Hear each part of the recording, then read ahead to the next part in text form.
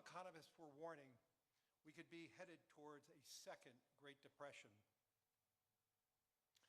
What stood out to me during the extraordinary period was a president's willingness to bring together people from governments, from business, across institutions, across perspectives, to think differently, and importantly, to act decisively. That instinct to act, especially in pivotal moments, is one reason I think he values the World Economic Forum.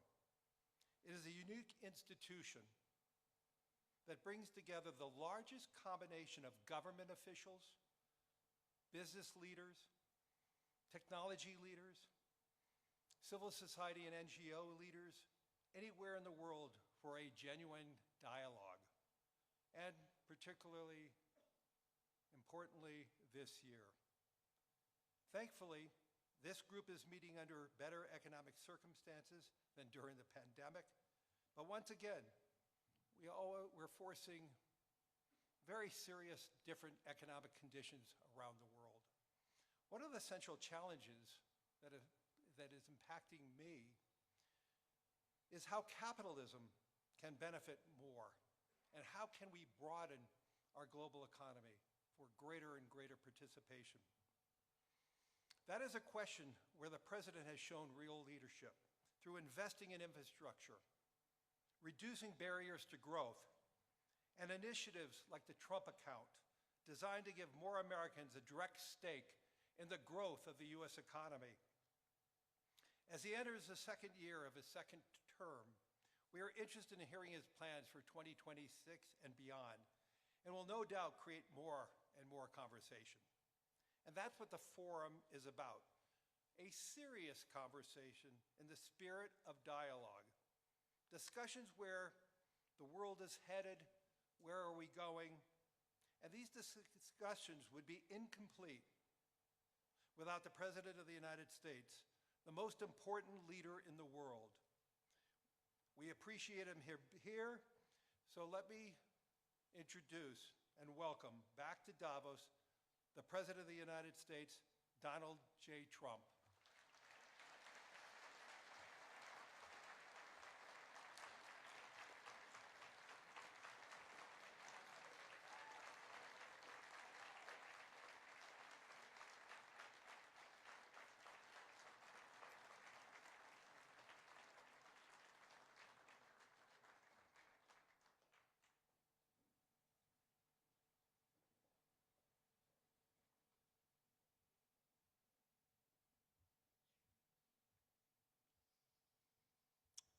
Well, thank you very much, Larry. It's great to be back in beautiful Davos, Switzerland, and to address so many respected business leaders, so many friends, few enemies, and all of the distinguished guests. It's a who's who, I will say that.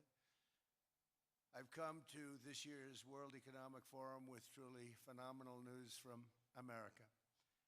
Yesterday marked the one-year anniversary of my inauguration, and today, after 12 months back in the White House, our economy is booming, growth is exploding, productivity is surging, investment is soaring, incomes are rising, inflation has been defeated, our previously open and dangerous border is closed and virtually impenetrable. And the United States is in the midst of the fastest and most dramatic economic turnaround in our country's history. Under the Biden administration, America was plagued by the nightmare of stagflation, meaning low growth and high inflation, a recipe for misery, failure, and decline. But now, after just 1 year of my policies, we are witnessing the exact opposite: virtually no inflation and extraordinarily high economic growth. Growth like I believe you'll see very shortly our country has never seen before, perhaps no country has ever seen before. Over the past 3 months, core inflation has been just 1.6%. Meanwhile, fourth quarter growth is projected to be 5.4%, far greater than anybody other than myself and a few others had predicted. Since the election, the stock market has set 52 all-time high records. So that's in 1 year, 52 records, adding $9 trillion in value to retirement accounts, 401ks, and people's savings. People are doing very well. They're very happy with me. Since my inauguration, we've lifted more than 1.2 million people off of food stamps, and after 4 years in which Biden secured less than $1 trillion of new investment in our country. Think of that, $1 trillion, substantially less than that. In 4 years, we've secured commitments for a record-breaking $18 trillion, and we think when the final numbers come out, they'll be closer to $20 trillion of investment. That's never been done by any country at any time, not even close. Just over 1 year ago, under the radical left Democrats, we were a dead country. Now we are the hottest country anywhere in the world. In fact, the United States economy is on pace to grow at double the rate that was projected by the IMF just last April. And with my growth and tariff policies, it should be much higher. I really believe we can be much higher than that. And this is all great news, and it's great for all nations. The USA is the economic engine on the planet, and when America booms, the entire world booms. It's been the history. When it goes bad, it goes bad. You all follow us down, and you follow us up, and we're at a point that I don't believe we've ever been. I never thought we could do it this quickly. My biggest surprise is I thought it would take more than a year, maybe like a year and 1 month. But it's happened very quickly. This afternoon, I want to discuss how we have achieved this economic miracle, how we intend to raise living standards for our citizens to levels never seen before, and perhaps how you too and the places where you come from can do much better by following what we're doing, because certain places in Europe are not even recognizable, frankly, anymore. They're not recognizable. And we can argue about it, but there's no argument. Friends come back from different places. I don't want to insult anybody and say I don't recognize it. And that's not in a positive way. That's in a very negative way. And I love Europe, and I want to see Europe go good, but it's not heading in the right direction. In recent decades, it became conventional wisdom in Washington and European capitals that the only way to grow a modern Western economy was through ever-increasing government spending, unchecked mass migration, and endless foreign imports. The consensus was that so-called dirty jobs and heavy industry should be sent elsewhere, that affordable energy should be replaced by the Green New Scam, and that countries could be propped up by importing new and entirely different populations from faraway lands. This was the path that Sleepy Joe Biden administration and many other Western governments very foolishly followed, turning their backs on everything that makes nations rich and powerful and strong. And there's so much potential in so many nations. The result was record budget and trade deficits and a growing sovereign deficit driven by the largest wave of mass migration in human history. We've never seen anything like it. Quite frankly, many parts of our world are being destroyed before our very eyes, and the leaders don't even understand what's happening. And the ones that do understand aren't doing anything about it. Virtually all of the so-called experts predicted my plans to end this failed model would trigger a global recession and runaway inflation. But we have proven them wrong. It's actually just the opposite. In 1 year, our agenda has produced a transformation like America has not seen in over 100 years. Instead of closing down energy plants, we're opening them up. Instead of building ineffective, money-losing windmills, we're taking them down and not approving any. Instead of empowering bureaucrats, we're firing them, and they're going out and getting jobs in the private sector for 2 and 3 times what they were making in government. So they started off hating me when we fired them, and now they love me. Instead of raising taxes on domestic producers, we're lowering them and raising tariffs on foreign nations to pay for the damage that they've caused. In 12 months, we have removed over 270,000 bureaucrats from the federal payrolls, the largest single-year reduction in government employment since the end of World War II. Nobody thought that was coming, but we had no choice. To make a country great, you can't have all federal jobs. We've cut federal spending by $100 billion and slashed the federal budget deficit by 27% in the single year. It's going to go down quite a bit more from that, driving inflation way down from the record highs of the Biden administration. Every month, they went up and up and up. I promised to cut 10 old regulations for every single new regulation, but instead I've cut, actually till this point, 129 regulations for every one new regulation approved. So every time they come in with a new regulation, we do at least 10, but so far it's averaging out to 129, if you can believe it. In July, we passed the largest tax cuts in American history, including no tax on tips, no tax on overtime, no tax on Social Security for our great seniors. We also provided 100% expensing, that's the one they like, and bonus depreciation for all new equipment and capital investments to help companies expand and shift production to America. They are so in love with that. They build a plant, they're able to deduct it immediately, the whole thing, rather than waiting 38 to 41 years in the old days. This is a miracle taking place. Nobody thought it would ever be done by any country, but it's done by us.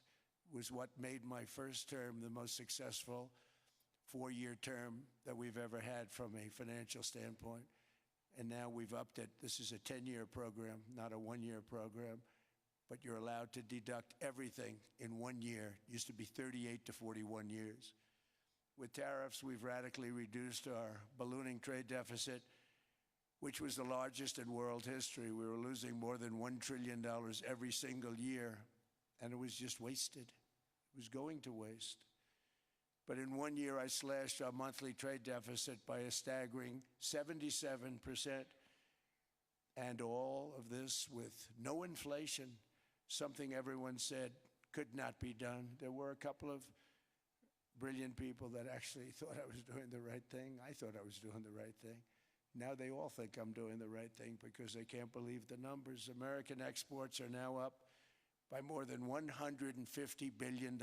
Domestic steel production is up by 300,000 tons a month, and it's doubling over the next 4 months. It's doubling and tripling, and we have steel plants being built all over the country. Nobody thought they'd see that. Factory construction is up by 41%, and that number is really going to skyrocket right now because that's during a process that they're putting in to get their approvals, and we've given very, very quick, fast approvals. In the process, we've made historic trade deals with partners covering 40% of all U.S. trade. Some of the greatest companies and countries in the world. We have countries as our partner, too. The European nations, Japan, South Korea. They're our partners. They've gone into massive deals with us, especially on oil and gas. And these agreements raise growth and cause stock markets to boom, not only in the U.S., but virtually every country that came to make a deal because, as you've learned, when the United States goes up, you follow. It's really become a staple. In America, I've stopped the nation-wrecking energy policies that drive up prices while sending jobs and factories to the world's worst polluters. They are indeed polluters. Under Sleepy Joe Biden, new domestic oil and gas leases fell by 95%. Think of that. And they wonder, why was gasoline going up so fast? The gasoline actually topped $5 a gallon, and some places $7 a gallon, and more than 100 major power plants were violently shut down by incompetent people that had no idea what the hell they were doing. Under my leadership, U.S. natural gas production is at an all-time high by far. U.S. oil production is up by 730,000 barrels a day, and last week we picked up 50 million barrels from Venezuela alone.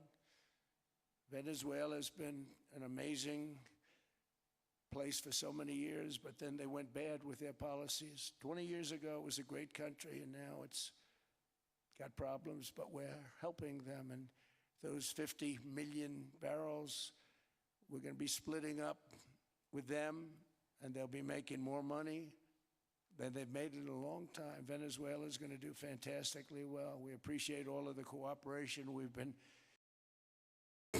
with them, and they'll be making more money than they've made in a long time. Venezuela is going to do fantastically well. We appreciate all of the cooperation we've been giving. We've been giving great cooperation. Once the attack ended, and they said, let's make a deal. More people should do that. But Venezuela is going to make more money in the next 6 months than they've made in the last 20 years. Every major oil company is coming in with us. It's amazing. It's a beautiful thing to see. The leadership of the country has been very good. They've been very, very smart.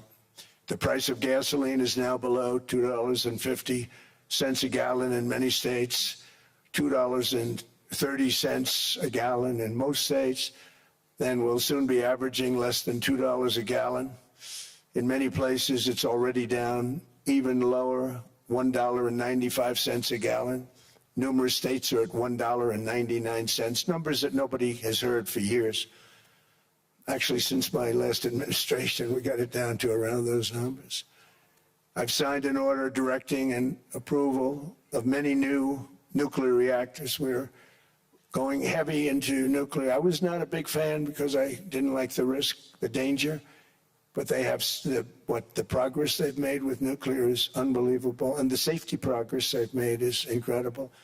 We're very much into the world of nuclear energy, and we can have it now at good prices and very, very safe. And we're leading the world in AI by a lot. We're leading China by a lot. I think President Xi respects what we've done, in part because I've allowed these big companies building these massive buildings to build their own electric capacity. They're building their own power plants, which when added up is more than any country anywhere in the world is doing. I read recently an article in the Wall Street Journal that China's creating so much energy, and they are. I got to hand it to them. But we're creating as much or more, and we're letting them do that. I'm very proud of it. It was my idea. I said, you can't create this much energy. We needed more than double the energy currently in the country just to take care of the AI plants. And I said, we can't do that. We have an old grid system. And I came up with the idea, you know, you people are brilliant. You have a lot of money. Let's see what you can do. You can build your own electric generating plants. And they looked at me. They didn't believe me. All of the names that are, I think, in the room right now, if you want to know the truth, they didn't believe it. And I said, no, you can't. They came back 2 weeks and they didn't have the plant. They said, we thought you were kidding. I said, no, not only am I not kidding, you're going to have your approvals within 2 weeks. I always say nuclear will take 3 weeks. But most aren't going that. They're going oil and gas. They're even going coal in some cases. Because of my landslide election victory, the United States avoided the catastrophic energy collapse which befell every European nation that pursued the Green New Scam, perhaps the greatest hoax in history. The Green New Scam, windmills all over the place, destroy your land, destroy your land. Every time that goes around, you lose $1,000. You're supposed to make money with energy, not lose money. Here in Europe, we've seen the fate that the radical left tried to impose on America. They tried very hard. Germany now generates 22% less electricity than it did in 2017. And it's not the current chancellor's fault. He's solving the problem. He's going to do a great job. But what they did before he got there, I guess that's why he got there. And electricity prices are 64% higher The United Kingdom produces just 1/3 of the total energy from all sources that it did in 1999. Think of that, 1/3. And they're sitting on top of the North Sea, one of the greatest reserves anywhere in the world, but they don't use it. And that's one reason why their energy has reached catastrophically low levels with equally high prices. High prices, very low levels. Think of that, 1/3. And you're sitting on top of the North Sea. And they like to say, well, you know, that's depleted. It's not depleted. It's got 500 years. They haven't even found the oil. The North Sea is incredible. They don't let anybody drill. Environmentally, they don't let them drill. They make it impossible for the oil companies to go. They take 92% of the revenues. So the oil companies say, we can't do it. They came to see me. Is there anything you can do? I want Europe to do great. I want UK to do great. They're sitting on one of the greatest energy sources in the world, and they don't use it. In fact, their electricity prices have soared 139%. There are windmills all over Europe. There are windmills all over the place, and they are losers. One thing I've noticed is that the more windmills a country has, the more money that country loses, and the worse that country is doing. China makes almost all of the windmills, and yet I haven't been able to find any wind farms in China. Did you ever think of that? It's a good way of looking at it. They're smart. China's very smart. They make them, they sell them for a fortune. They sell them to the stupid people that buy them, but they don't use them themselves. They put up a couple of big wind farms, but they don't use them. They just put them up to show people what they could look like. They don't spin. They don't do anything. They use a thing called coal, mostly. But China goes with the coal. They go with oil and gas. They're starting to look at nuclear a little bit, and they're doing just fine. They make a fortune selling the windmills, though, and I think really that's one that they wouldn't be surprised if it stopped. They are shocked that it continues to go. They're very friendly with me. They're shocked that people continue to buy those damn things. They killed the birds. They ruin your landscapes. Other than that, I think they're fabulous, by the way. Stupid people buy them. The consequences of such destructive policies have been stark, including lower economic growth, lower standards of living, lower birth rates, more socially disruptive migration, more vulnerability to hostile foreign adversaries, and much, much smaller militaries. The United States cares greatly about the people of Europe. We really do. I mean, look, I am derived from Europe. Scotland and Germany, 100% Scotland, my mother, 100% German, my father. And we believe deeply in the bonds we share with Europe as a civilization. I want to see it do great. That's why issues like energy, trade, immigration, and economic growth must be central concerns to anyone who wants to see a strong and united West, because Europe and those countries have to do their thing. They have to get out of the culture that they've created over the last 10 years. It's horrible what they're doing to themselves. They're destroying themselves. These beautiful, beautiful places. We want strong allies, not seriously weakened ones. We want Europe to be strong. Ultimately, these are matters of national security, and perhaps no current issue makes the situation more clear than what's currently going on with Greenland. Would you like me to say a few words of Greenland? I was going to leave it out of the speech, but I think I would have been reviewed very negatively. I have tremendous respect for both the people of Greenland and the people of Denmark, tremendous respect. But every NATO ally has an obligation to be able to defend their own territory. And the fact is, no nation or group of nations is in any position to be able to secure Greenland other than the United States. We're a great power, much greater than people even understand. I think they found that out 2 weeks ago in Venezuela. We saw this in World War II, when Denmark fell to Germany after just 6 hours of fighting. and was totally unable to defend either itself or Greenland. So the United States was then compelled, we did it, we felt an obligation to do it, to send our own forces to hold the Greenland territory, and hold it we did at great cost and expense. They didn't have a chance of getting on it, and they tried. Denmark knows that. We literally set up bases on Greenland for Denmark. We fought for Denmark. We weren't fighting for anyone else. We were fighting to save it for Denmark. Big, beautiful piece of ice. It's hard to call it land. It's a big piece of ice. But we saved Greenland and successfully prevented our enemies from gaining a foothold in our hemisphere. So we did it for ourselves also. And then after the war, which we won it big. Without us, right now you'd all be speaking German and a little Japanese, perhaps.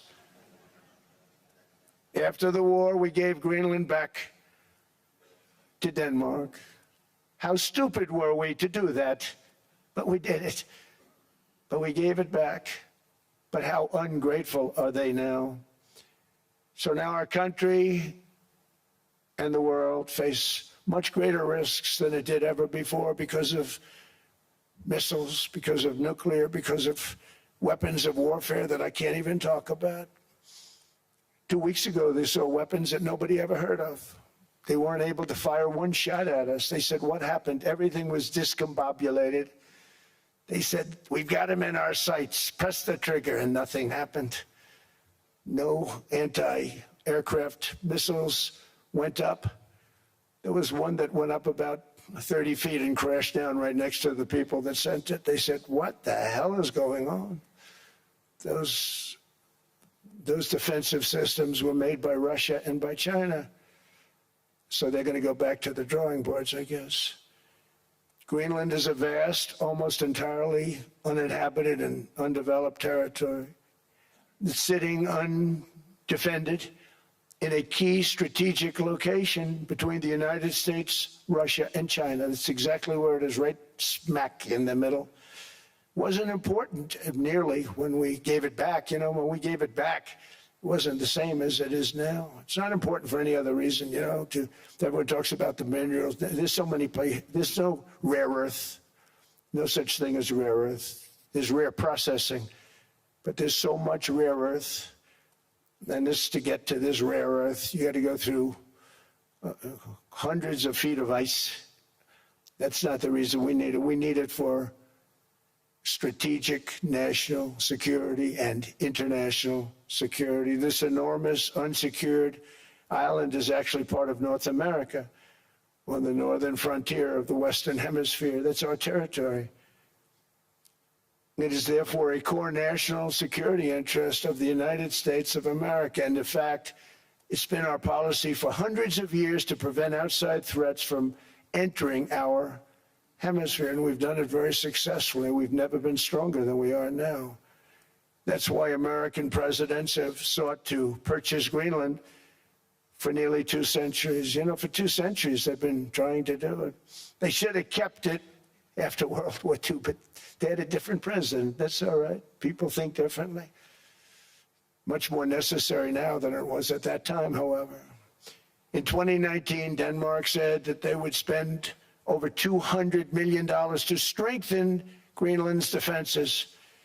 But as you know, they spent less than 1% of that amount. 1%. There's no sign of Denmark there. And I say that with great respect for Denmark, whose people I love, whose leaders are very good. It's the United States alone that can protect this giant mass of land, this giant piece of ice, develop it and improve it and make it so that it's good for Europe and safe for Europe and good for us. And that's the reason I'm seeking immediate negotiations to once again discuss the acquisition of Greenland by the United States, just as we have acquired many other territories throughout our history, as many of the European nations have. They've acquired, there's nothing wrong with it.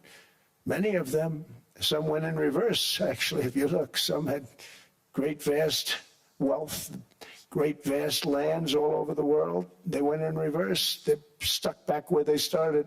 That happens too. but some grow. But this would not be a threat to NATO. This would greatly enhance the security of the entire alliance, the NATO alliance. The United States is treated very unfairly by NATO. I want to tell you that. And when you think about it, nobody can dispute it. We give so much and we get so little in return. And I've been a critic of NATO for many years. And yet I've done more to help NATO than any other president by far, than any other person. You wouldn't have NATO if I didn't get involved in my first term. The war with Ukraine is an example. We are thousands of miles away, separated by a giant ocean. It's a war that should have never started, and it wouldn't have started if the 2020 U.S. presidential election weren't rigged. It was a rigged election. Everybody now knows that. They found out. People will soon be prosecuted for what they did. It's probably breaking news, but it should be. It was a rigged election. You can't have rigged elections. You need strong borders, strong elections, and ideally a good press. I always say it.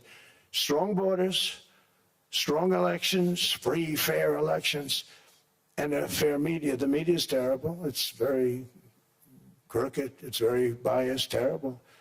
But someday it'll straighten out because it's losing all credibility. Think of it. When I went in a landslide, a giant landslide, won all 7 swing states, won the popular vote, won everything, and I only get negative press. That means that it has no credibility. And if they're going to get credibility, they're going to have to be fair. So you need a fair press. But you also need those other elements. And I inherited a terrible, terrible situation. If you look, the border was open. The inflation was raging. Everything was bad with the United States when I came into office. But I also inherited a mess with Ukraine and Russia, something that would have never happened. And I know Putin very well. He and I would discuss Ukraine. It was the apple of his eye, but he wasn't going to do anything. I said, Vladimir, you're not doing it. He would never have done it. It was terrible what happened. I could see it happening, too. After I left, I could see it happening. Biden had given Ukraine and NATO $350 billion, a staggering sum, $350 billion. I came in, and just like the southern border, just like inflation, just like our economy, I said, wow, this place is in trouble, meaning our country. All of these things were out of control. But the border was out of control. We fixed it with the strongest border anywhere in the world. And I've now been working on this war for 1 year, during which time I settled 8 other wars. India, Pakistan. I settled other wars that were Vladimir Putin called me, Armenia, Azerbaijan. He said, I can't believe you settled that one. They were going on for 35 years. I settled it in 1 day. And President Putin called me. He said, you know, I can't believe I've worked on that war for 10 years trying to settle it. I couldn't do it. I said, do me a favor, focus on settling your war. Don't worry about that one. What does the United States get out of all of this work, all of this money, other than death, destruction, and massive amounts of cash going to people who don't appreciate what we do? They don't appreciate what we do. I'm talking about NATO. I'm talking about Europe. They have to work on Ukraine. We don't. The United States is very far away. We have a big, beautiful ocean separating us. We have nothing to do with it. Until I came along, NATO was only supposed to pay 2% of GDP. But they weren't paying. Most of the countries weren't paying anything. The United States was paying for virtually 100% of NATO. And I got that stopped. I said, that's not fair. But then, more importantly, I got NATO to pay 5%, and now they were paying, and now they are paying. So something nobody said was possible. They said, we will never go up higher than 2%. But they went to 5%, and now they're paying the 5. They didn't pay the 2, and now they're paying the 5. And they're stronger for it, and they have an excellent, by the way, Secretary General, who's possibly in the room. Mark, are you here? Yes, he's here. Hello, Mark. We never ask for anything. and we never got anything. We probably won't get anything unless I decide to use excessive strength and force where we would be, frankly, unstoppable. But I won't do that. Okay? Now everyone's saying, oh, good. That's probably the biggest statement I made, because people thought I would use force. I don't have to use force. I don't want to use force. I won't use force. All the United States is asking for is a place called Greenland, where we already had it as a trustee, but respectfully returned it back to Denmark not long ago after we defeated the Germans, the Japanese, the Italians, and others in World War II. We gave it back to them. We were a powerful force then, but we are a much more powerful force now. After I rebuilt the military in my first term and continue to do so today, we have a budget of $1.5 trillion. We're bringing back battleships. The battleship is 100 times more powerful than the great battleships you saw in World War II, those great, big, gorgeous ships, the Missouri, the Iowa, the Alabama. Because I thought maybe we could take them out of mothballs. They said, no, sir, these ships are 100, think of that, 100 times more powerful than those big, magnificent pieces of art that you saw so many times ago, that you still see on television. You say, wow, what a force. 100 times, each ship 100 times more powerful than the big battleships of the past. So that was the end of the mothball story. So what we have gotten out of NATO is nothing except to protect Europe from the Soviet Union and now Russia. I mean, we've helped them for so many years. We've never gotten anything, except we pay for NATO. And we paid for many years until I came along. We paid for, in my opinion, 100% of NATO because they weren't paying their bills. And all we're asking for is to get Greenland, including right title and ownership, because you need the ownership to defend it. You can't defend it on a lease. Number one, legally it's not defensible that way, totally. And number two, psychologically, who the hell wants to defend a license agreement or a lease, which is a large piece of ice in the middle of the ocean where if there is a war, much of the action will take place on that piece of ice. Think of it. Those missiles would be flying right over the center of that piece of ice. All we want from Denmark for national and international security and to keep our very energetic and dangerous potential enemies at bay is this land on which we're going to build the greatest golden dome ever built. We're building a golden dome that's going to, just by its very nature, going to be defending Canada. Canada gets a lot of freebies from us, by the way. They should be grateful also, but they're not. I watched your Prime Minister yesterday. He wasn't so grateful. But they should be grateful to us. Canada lives because of the United States. Remember that, Mark, the next time you make your statements. What we did for Israel was amazing, but that's nothing compared to what we have planned for the United States, Canada, and the rest of the world. We are going to build a dome like no other. We did it for Israel. And by the way, I told Bibi, stop taking credit for the dome. That's our technology. That's our stuff.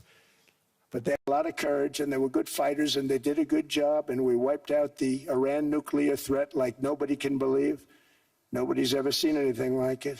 That, Venezuela, taking down Soleimani, wiping out al-Baghdadi when he tried to reinstitute ISIS. We did a lot. I did a lot of big things, all perfectly executed. Everyone was perfectly executed. Somebody told me that, a military expert told me, sir, everything you've done has been perfectly executed. I said, I know. So other presidents have spent, whether foolishly or not, trillions and trillions of dollars on NATO and gotten absolutely nothing in return. We've never asked for anything. It's always a one-way street. Now they want us to help them with Ukraine. And we say, we're going to. I'm really helping, not even them. I want to see, last week, If you saw, it was 10,000 soldiers, but last month it was 31,000 soldiers died. 31,000, that's this room times, the number of people in this room times 30. Think of it. 30,000 soldiers died in 1 month. The month before it was 27,000. The month before that it was 28,000. The month before that it was 25,000. It's a bloodbath over there. And that's what I want to stop. It doesn't help the United States, but these are souls. These are young people. Look like you, look like some of you right in the front row. They go to war. Their parents are so proud. Oh, there he goes, comes back. 2 weeks later, they get a call. Your son's head's been blown off. I want to stop it. It's a horrible war. It's the worst since World War II. They keep going. They'll exceed World War II. The numbers are staggering, how many people they've lost. They don't want to talk about it. Ukraine and Russia lost just tremendous amounts. And I'm dealing with President Putin, and he wants to make a deal, I believe. I'm dealing with President Zelensky, and I think he wants to make a deal. I'm meeting him today. He might be in the audience right now. But they got to get that war stopped because too many people are dying, needlessly dying. Too many souls are being lost. It's the only reason I'm interested in doing it. But in doing it, I'm helping Europe, I'm helping NATO, and I've until the last few days when I told them about Iceland, they loved me. They called me daddy, right, last time. A very smart man said, he's our daddy. He's running it. I was like running it. I went from running it to being a terrible human being. But now what I'm asking for is a piece of ice, cold and poorly located, that can play a vital role in world peace and world protection. It's a very small ask compared to what we have given them for many, many decades. But the problem with NATO is that we'll be there for them 100%. But I'm not sure that they'd be there for us. If we gave them the call, gentlemen, we are being attacked. We're under attack by such and such a nation. I know them all very well. I'm not sure that they'd be there. I know we'd be there for them. I don't know that they'd be there for us. So with all of the money we expend, with all of the blood, sweat, and tears, I don't know that they'd be there for us. They're not there for us on Iceland, that I can tell you. I mean, our stock market took the first dip yesterday because of Iceland. So Iceland's already cost us a lot of money.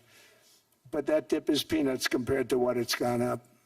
And we have an unbelievable future in that stock. That stock market is going to be doubled.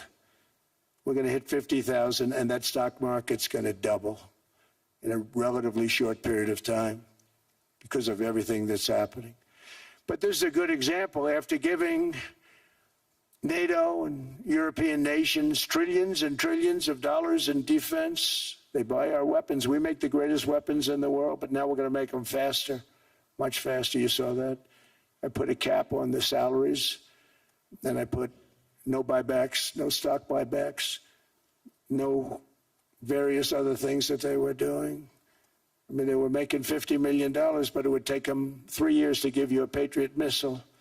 I said, that's not good. My chauffeur can do a better job than that, and he makes slightly less than 50. They make big salaries. If they're going to make those big salaries, they're going to have to produce a lot faster. The good news is we have the greatest equipment in the world. Now we're going to start making it a lot faster. They're going to build additional plants. And all of the money that goes into stock buybacks is going to go into building plants. We're not allowing stock buybacks by defense companies any longer. They're going to build new plants to make Tomahawks, Patriots. We have the best equipment, F-35s. F-47, the new one just coming out. They say it's the most devastating plane, fighter jet ever. Who knows? They called it 47. If I don't like it, I'm going to take the 47 off it. I wonder why they called it 47. We'll have to think about that. But if I don't like it, I'm going to take that 47 off. But it's supposed to be the Stage 6. It's supposed to be the first Stage 6 plane, undetectable, like our B-2 bombers were undetectable. They flew right over Iran. They were undetectable. And they did their job, and they got the hell out of there. So we want a piece of ice for world protection, and they won't give it. We've never asked for anything else, and we could have kept that piece of land, and we didn't. So they have a choice. You can say yes, and we will be very appreciative, or you can say no, and we will remember. A strong and secure America means a strong NATO, and that's one reason why I'm working every day to ensure our military is very powerful, our borders are very strong, and above all, our economy is strong, because national security requires economic security and economic prosperity, and we have the greatest that we've ever had. Biden and his allies destroyed our economy and gave us perhaps the worst inflation in American history. They say 48 years, I say forever, but I think 48 years is the equivalent to forever. Whether it's 48 years or ever, it's terrible, costing the typical family $33,000. What they did to this country should never, ever be forgotten.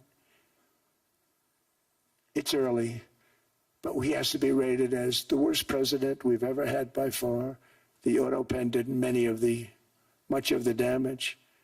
The auto pen, he was the auto pen president, because I don't believe a sane president would have ever signed the kind of things that he signed.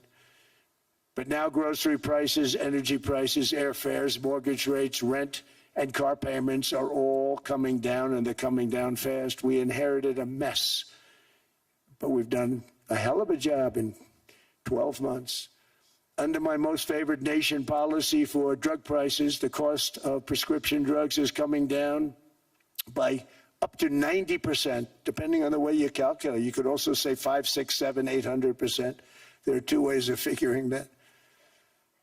But we have a favored nations policy that every president wanted, no president was able to get. I got it, and other nations approved it. And I had to use tariffs in order to get it, because they said, no way.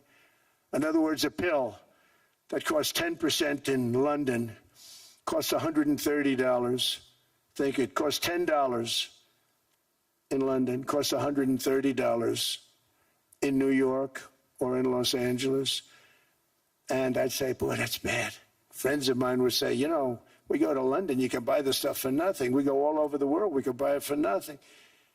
Because basically America was subsidizing every nation in the world, because presidents allowed them to get away with it. It became very tough. So when I called up Emmanuel Macron, I watched him yesterday with those beautiful sunglasses.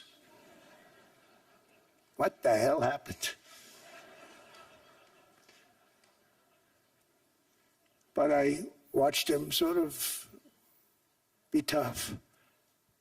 But he was at $10 for a pill.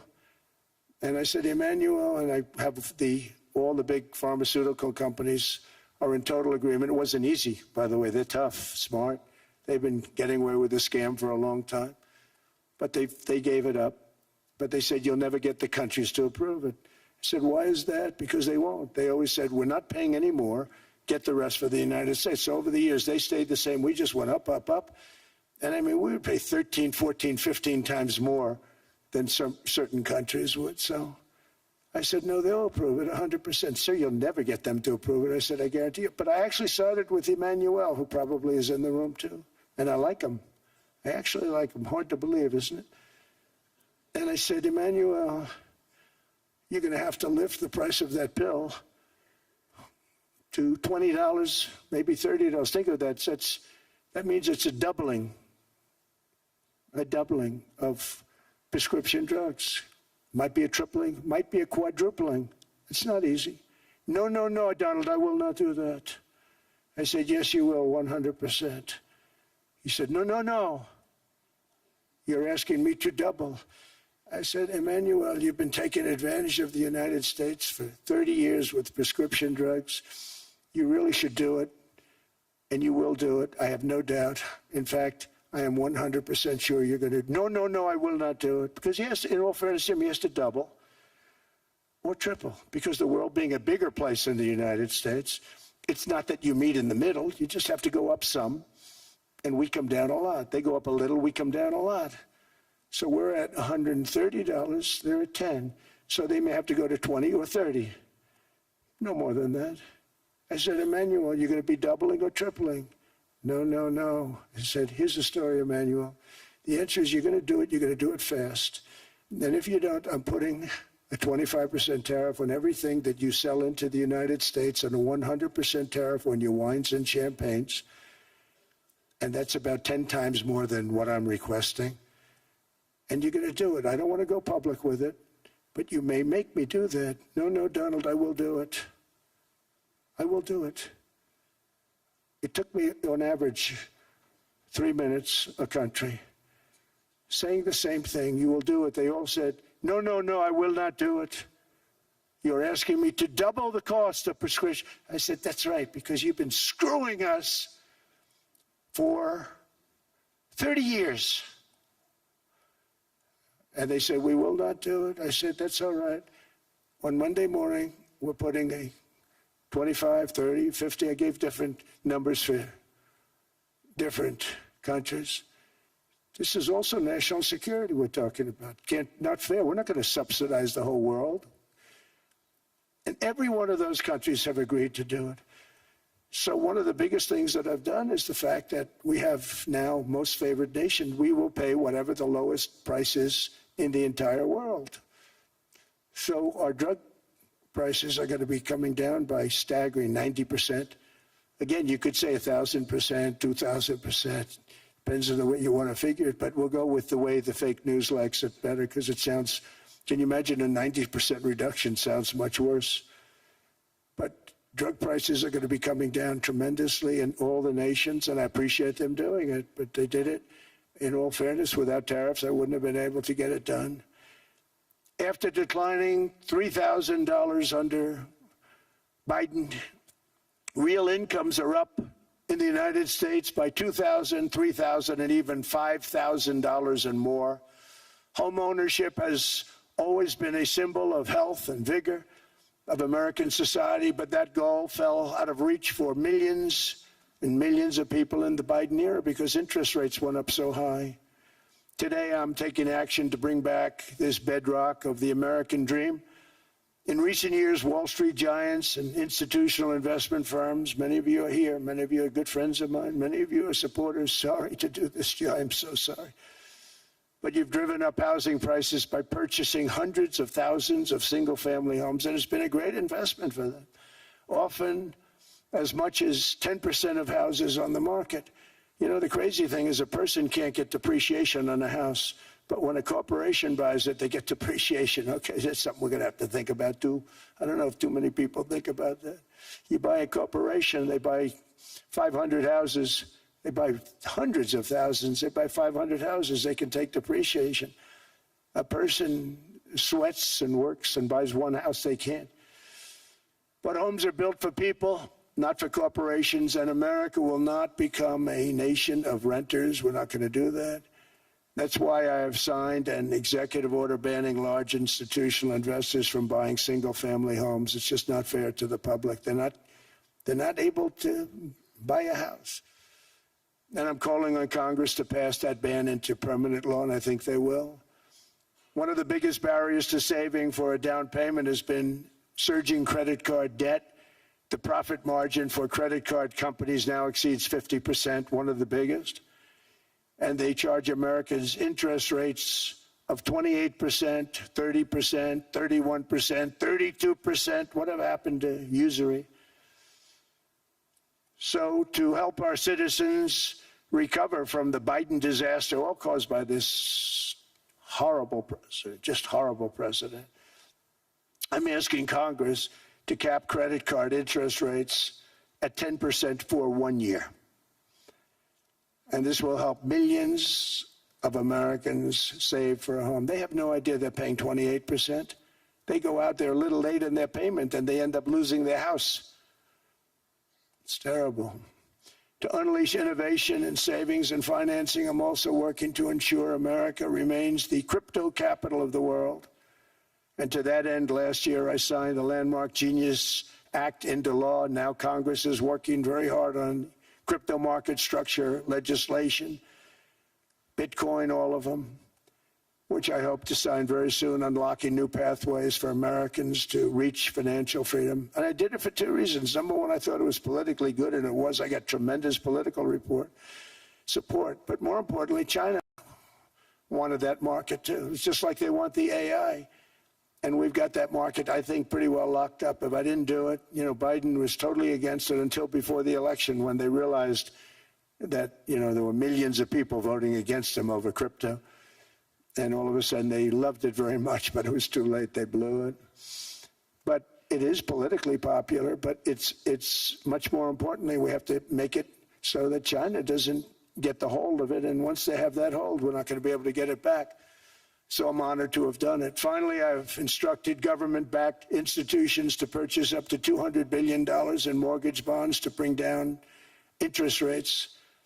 And I'll be announcing a new Fed chairman in the not-too-distant future. I think he'll do a very good job. See, I gave away some of it. He did give that away. So we have something, got something, but somebody that's very respected. They're all respected. They're all great. Everyone that I interviewed is great. Everyone could do, I think, a fantastic job. Problem is they change once they get the job. They do.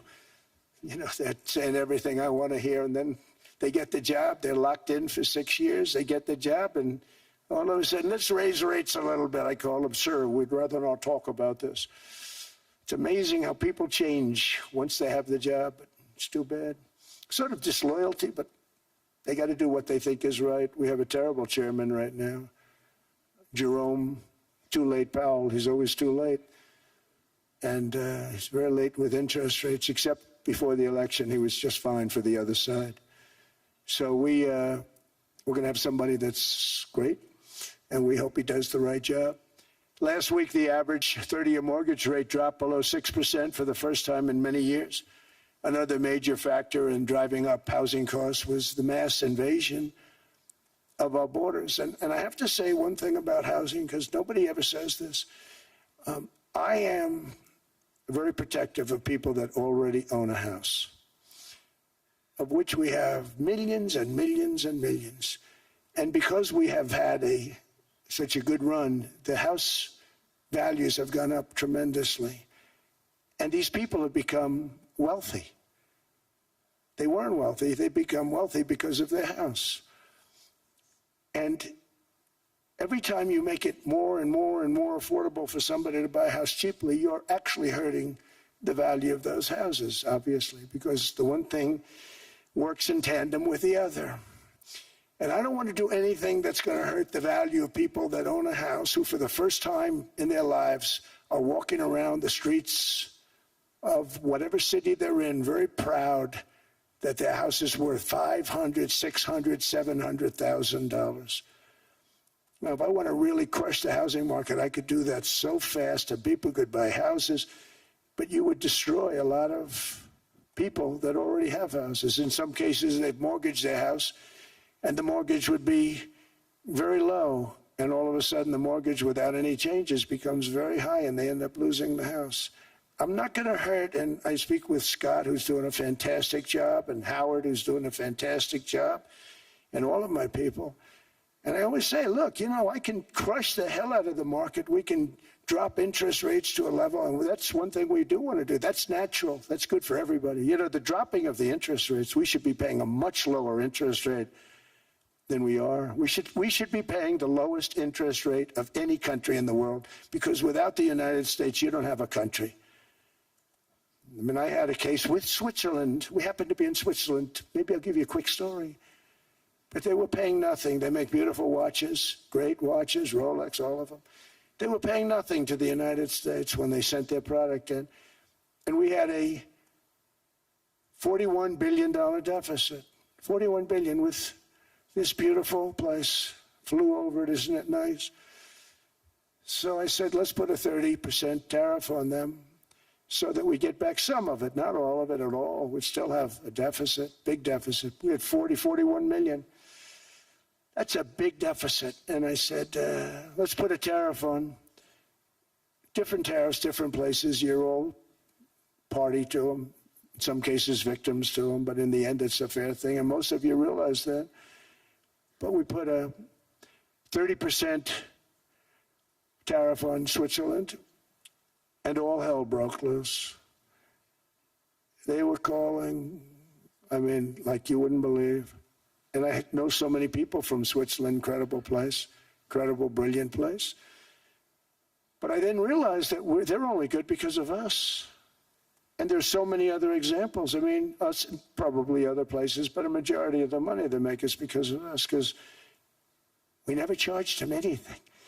So they come in, they sell their watches, no tariffs, no nothing. They walk away, they make $41 billion on just us.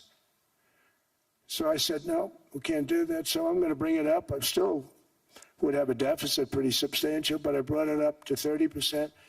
And I guess Prime Minister, I don't think President, I think Prime Minister called a woman, and she was very repetitive. She said, no, no, no, you cannot do that, 30%. You cannot do that. We are a small, small country. I said, yeah, but you have a big, big deficit. You may be small, but you have a bigger deficit than big countries. He said, no, no, no, please, you cannot do it. Kept saying the same thing over and over. We are a small country. I said, but you're a big country in terms of, and she just rubbed me the wrong way, I'll be honest with you. And I said, all right, thank you, ma'am, appreciate it. Do not do this. Thank you very much, ma'am. And I made it 39%. And then all hell really broke out. And I was paid visits by everybody. Rolex came to see me. They all came to see me. But I realized, and I reduced it, because I don't want to hurt people. I don't want to hurt them.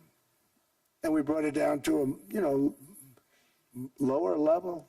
Doesn't mean it's not going up, but we brought it down to a lower level. But they pay now, tariff. But I realized that we have many places like that where they're making a fortune because of the United States. Without the United States, they wouldn't be making anything. Think of it. Switzerland made $41 billion on us. And as she said, it's a small place. And I realized with that, I don't know, it was so, because she was so aggressive. And I realized in that conversation that the United States is keeping the whole world afloat. Many places, I could give you 6, 7 places just in the people in this little area. I know every one of them. They're looking down. They don't want to see me, and they don't want to stare me in the eyes. But they're taking advantage of, everybody took advantage of the United States. But I've been very fair, and I gave them a tariff, and it was fine. But I realized that without us, it's not Switzerland anymore. Without us, it's not any of the countries that are represented here. And we want to work with the countries. We want to work with them. We're not looking to destroy them. I could have said 39, 40%. I could have said I want a 70% tariff, then we make money with Switzerland. But Switzerland would have been probably destroyed, financially destroyed. I don't want to do that. But we should be paying the lowest interest rate of everybody. I hope Scott's listening to this, because we should be paying the lowest interest rate of everybody. Without us, most of the countries don't even work. And then you have the protection factor. Without our military, which is the greatest in the world by far, without our military, you have threats that you wouldn't believe. You wouldn't believe. You don't have threats because of us, and that's because of NATO. One other thing, and I have to say it so importantly, in the old days, and I used to say I'm the youngest in the room. Now I'm among the older. I hate to say it. I don't feel old, but I'm among the older. But I remember not long ago, 20, 25 years ago, when good news came out about, let's say, the United States. The United States had a great quarter. The United States had a great month. All the stocks went up. And that's the way it's supposed to be. Now when they say the United States had a record quarter, it's unbelievable how well it's doing, all the stocks crash because they say, oh no, inflation, they're going to raise interest rates. And they do. Some of these stupid people like Powell, they raise interest rates. And what they do is they stop you from being successful. It used to be when we had a great quarter, a great month, great earnings, great anything, any good news, the stock market went up. That's the way it's going to be. We got to do that again, because that's the way it should be. Now when we have a great month, they want to kill it. Like we did over 5%. People were surprised. We should do 20%. We could do 25%. When we announce good numbers, and the reason is they're so petrified of inflation. And growth doesn't mean inflation. We've had tremendous growth with very low inflation. In fact, growth can fight inflation, proper growth. So we want to get back to the days when we announce great numbers, because we're going to be announcing phenomenal. You know, all these factories that are being built at record, thousands of businesses are being built right now. Remember, $18 trillion is invested. I think the second number is 3, and that was China many years ago. Investments in the country from outside. 18 trillion, nobody's ever seen. And that's money coming in and building things, factories. Thousands of businesses are being built, thousands. Hundreds of big factories, car plants are moving back to the United States. They're coming in from Canada, they're coming in from Mexico, from Japan. Japan's coming in and building plants here in order to avoid tariffs. They're coming in from China, they're coming in from all over the world. We have more plants being built now, car plants, than we've ever had built, even in the heyday from the 1940s and 50s. And they're bigger. They don't use renovations anymore where they take an old plant, they rip it down, they build a brand new plant, super modern plant. But it's happening at levels that nobody's ever seen. In 2024, the U.S.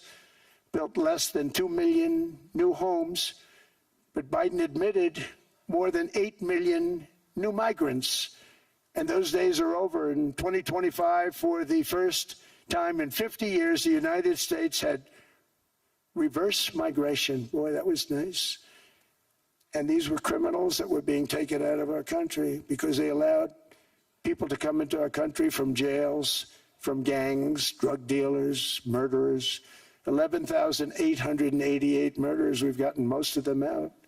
And then ICE gets beat up by stupid people from leadership in Minnesota.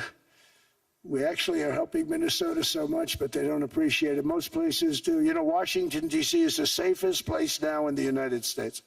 It was a very dangerous place to walk, and now you can walk with your wife, your kids, right through the middle of the city. Right now, Washington, D.C. is as safe as it gets. It was one of the most unsafe, I had to admit. We sent in the military, the National Guard. Within 2 months, it was great. Within 3 months, it's like a really great place and a safe place and a beautiful place. It's even been cleaned up. The graffiti's gone. The fences are gone. We don't have to worry about fences anymore. All of the places, the grasses are cut and replaced with new grass in many cases. It's all going to happen in the spring. But Washington and D.C. is beautiful again, and it's safe. New restaurants are opening up. They were all closing. Now you can't get into a restaurant. Restaurants in Washington, D.C. are all opening. Memphis also, Memphis, Tennessee, New Orleans, Louisiana. We're there for 3 weeks. We've cut the crime down by 64%. Within another month, we'll have virtually no crime there. We can do that all over. We're going to help the people in California. We want to have no crime. I know Gavin was here. I used to get along so great with Gavin when I was president. Gavin's a good guy. And we're going to, if he needed it, I would do it in a heartbeat. I'd love to see. We did help them a lot in Los Angeles, a lot with the early in my term when they had some problems. But we would love to do it. I will say this, if I were a Democrat governor or whatever, I would call up Trump. I'd say, come on in, make us look good. Because we're cutting crime down to nothing. And we're taking people out, career criminals, who are only going to do bad things, and we're bringing them back to their countries. But where we've done it has been amazing, and we have a capacity to do it at much greater levels. We're cutting illegal aliens off welfare and other government benefits, and I have directed that starting immediately, there will be no more payments to sanctuary cities because they are really just sanctuaries for criminals. They're really protecting criminals, and those are the ones we have to get out of the country. Murderers, drug dealers, the mentally insane. They emptied their mental institutions into the United States. And despite that, we have the lowest crime numbers that we've ever had in the history of the country. Just came out. But equally importantly, we're cracking down on more than $19 billion in fraud that was stolen by Somalian bandits. Can you believe that Somalia, they turned out to be higher IQ than we thought? I always say these are low IQ people. How did they go into Minnesota and steal all that money? And we have, you know, they're pirates, they're good pirates, right? But we shoot them out of the water just like we shoot the drug boats out. They're not pirating too many boats lately, do you notice? When they go out into those boats, they want to take over $1.5 billion tanker loaded up with oil. And they say, we're going to blow up your boat. They have powerful weapons. You hit the side of the boat, you blow the whole thing up. The insurance companies are petrified, so they say, just give them the boat. We'll give them money instead. And I don't do that. We blow them right the hell out of the water. We see them going out, we blow them out of the water. We don't have any pirates so much anymore. If we do, they won't be there long.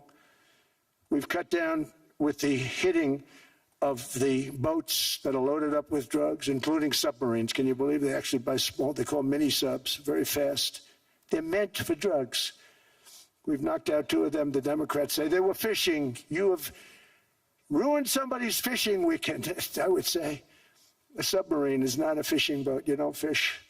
But we've knocked down drugs by water, the oceans, the sea, by 97.2%. Think of that. And I actually say, who the hell are the 3%? Because I would not want to be piloting one of those boats.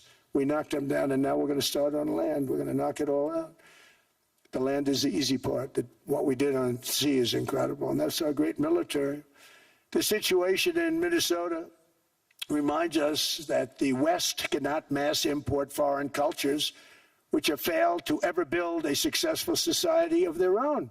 I mean, we're taking people from Somalia, and Somalia is a failed, it's not a nation. Got no government, got no police, got no military, got no nothing. And then we have this fake congressperson who they just reported is worth $30 million. You believe this? Ilhan Omar, talking about the Constitution that provides me. She comes from a country that's not a country, and she's telling us how to run America. Not going to get away with it much longer, let me tell you. The explosion of prosperity and conclusion and progress that built the West did not come from our tax codes. It ultimately came from our very special culture.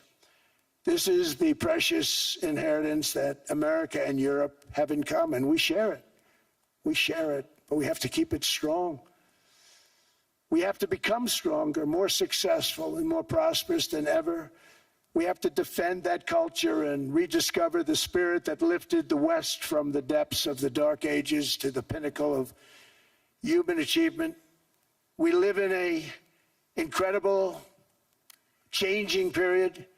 It's an unbelievable time, but we have to take advantage of the time that we're in. In our hands are technologies that our ancestors could scarcely have. I mean, they couldn't have even dreamt some of the things that we see today. And so rapidly they're produced. I mean, AI, 2 years ago, nobody ever heard of the term, and now everybody's talking about it. And it can have some very good purpose. It could also have some dangerous purpose, and for that we have to watch out. But some tremendous things are happening because of it. And we're leading by so much. We're doing so well. But opportunities that are bigger and grander than ever before in human history are right before us. It is the pioneers in this room. Many of you in this room are true pioneers. You're two truly brilliant, brilliant people.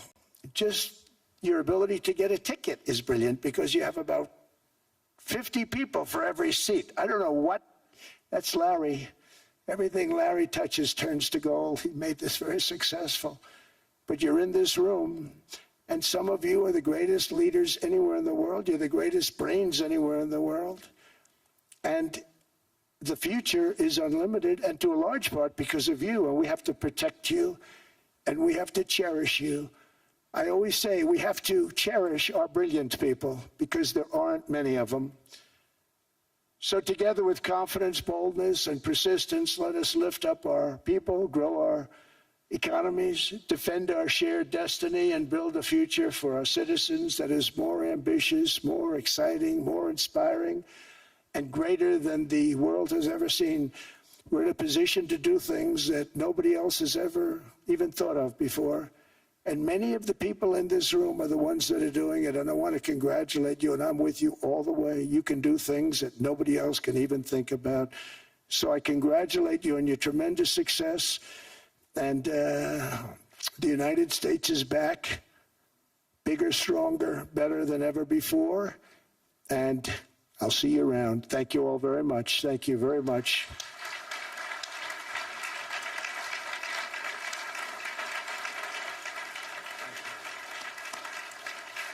Thank you.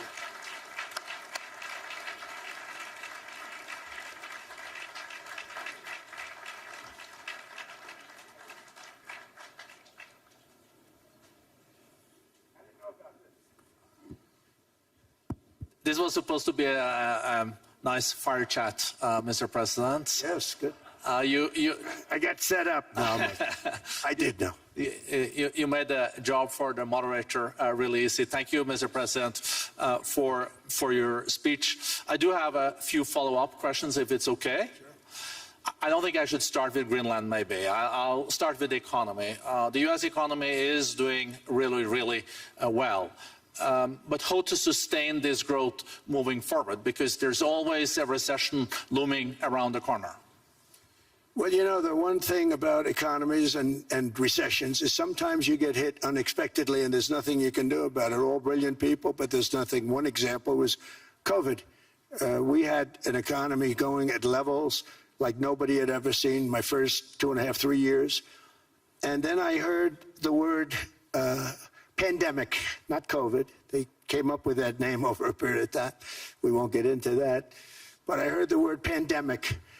And I had a poll come out that was so strong just prior to that, and I was with the two best pollsters, McLaughlin and Fabrizio, and they said, sir, George Washington and Abraham Lincoln, if they came back and ran as president and vice president, they couldn't beat you.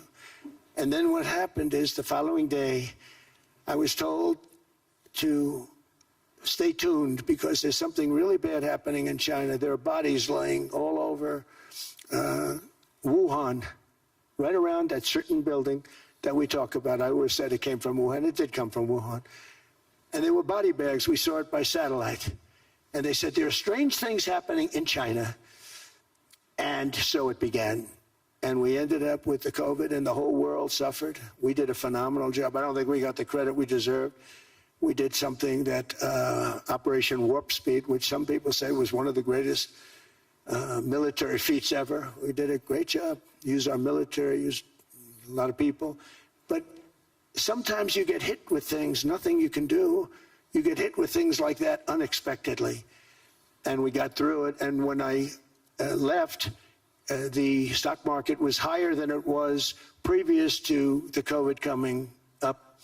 And I called it a great achievement. But things happen. Bad things happen. The things that we can stop are wars if we're smart. That we can stop. Those are a matter of being intelligent and having intelligent people on the other side. Because wars are the worst of all. Wars are worse than anything. But we can stop wars because that's sort of up to us. But things like dust flying in the air, wherever COVID comes from or whatever comes, sometimes you have to be a little bit lucky. But we are poised to have an economy like no other, not only in this country, but anywhere. And you know, when you hear the kind of numbers that, I can tell you that Scott Bessent was with me the other day, and he's looking at numbers. He said, I can't, and that's all he's done his whole life, pretty much your whole life. Scott, you weren't going to be a football player, I don't think. Scott was not that great at football, but he was always good at numbers, right? And he was looking at numbers. He said, I've never seen anything like this. We're poised to do things that no other country has ever done. And, you know, luck, I hate to say it, but we need a little luck. We don't want to get hit by something that nobody could have thought. Whoever thought we were going to hit by a pandemic? You know, when I heard the word pandemic, I said, oh, that's an ancient problem. World War I, they lost 100 million people. It actually ended World War I. A lot of people don't know. The Spanish flu in World War I ended the war because all the soldiers were sick. The soldiers were so sick on both sides, and that war was raging, and they were all dying from the Spanish flu. They were sick as dogs. They couldn't fight. So, you don't know how that would have turned out. But so we do, subject to that, and I always have to put a caveat in for it, but we're poised to have the greatest growth of any large country, I think any country that there's been. When you look at what's happening in the United States, it's really amazing. Thank you. One thing that maybe keeps you up at night, I know you don't sleep that much anyway, Mr. President, is the debt. The U.S. debt is high, is now the biggest expenditure on your budget. How to get out of that impasse? Well, the big thing is growth. Growth is the way. If we grow like this, we go from having at $37 trillion, we go from having high debt to low debt. But we also are cutting expenses, the old-fashioned way.